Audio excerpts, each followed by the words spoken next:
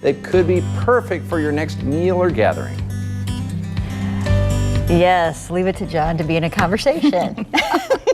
Anyway, thank you, John. Yeah, Carol's here with a recipe. It's for a spaghetti salad. This looks really good. Something that you could have like at a picnic or a family gathering. And you can make it ahead of time, put it in the refrigerator, let it set overnight, or even, you know, if you don't have time one day, make it the day before. It could, because, you know, the next day is going to be hectic, and there it is.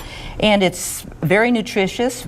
Has lots of vegetables in it in your pasta servings, and then if you wanted to add a meat to it or just have a meat on the side, then you're good to go. Okay, great. So how do we do it? Okay, we have, well, you start when you cook and drain a 12-ounce package of spaghetti, and then I have purchased a creamy Italian, but I added a tablespoon of sugar.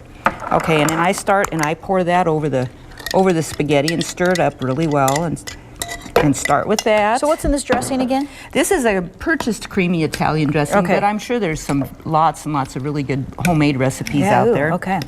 And then we'll put this is one chopped tomato. Okay. One chopped cucumber. One chopped bell pepper. And if you would like to use a red bell pepper for the color too, that would also be good. And then olives. I just went ahead and purchased a can of already cut up olives, and then red onions. I think red onions, you can't really go wrong. I love red onions.